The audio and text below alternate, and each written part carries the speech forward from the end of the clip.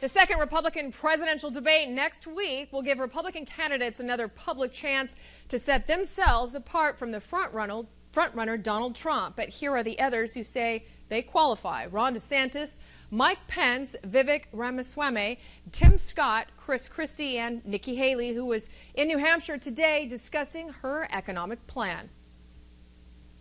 When I pick a fight, the people always win.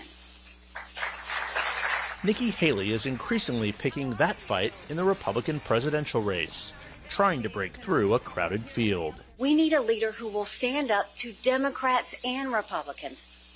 Republicans talk a big game, but they're nearly as reckless as the Democrats on spending. She's eyeing voters who are seeking anyone but Trump.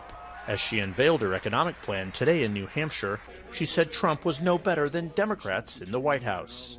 Joe Biden, Donald Trump, and Barack Obama added more to our national debt than the previous 42 presidents combined. It's a tenuous tightrope for the former South Carolina governor, who's trying to distinguish herself through conservative policy rather than by policing the conduct of the former president, in whose administration she served as U.S. ambassador to the United Nations. She's proposing to eliminate the federal gas tax, reform Social Security and Medicare programs for future generations, and revoke $500 billion in green energy subsidies from President Biden's Inflation Reduction Act.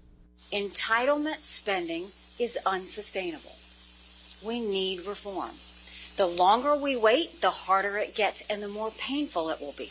In a Republican race with Trump still firmly in command, Haley is gaining ground with moderates and locked in a fight for second place. A CNN poll of likely Republican voters this week in New Hampshire found Haley at 12%, up from 5% in July, all while Florida Governor Ron DeSantis fell 13 points here. Haley's strong showing in the first Republican debate. You have no foreign policy experience, and it shows. Won over Tom Boyer, who came to see Haley today at St. Anselm College. She argued with Ramaswamy. I appreciated what she said and agreed with her wholeheartedly. He hopes Republicans seize on the opportunity to turn the page in this election. If the problems that Trump is having bring him down a little bit, I like her more than any of the other candidates. Haley is attracting fresh attention in Iowa, too, which opens the GOP nominating contest in January. I think she sees the big picture from the border to China, Russia. I think we have to have somebody strong, which I think she is. I'm very pleased with her. To prepare for the next debate, Haley is taking questions from voters, sharpening her answers, and distinguishing herself from rivals, including Trump.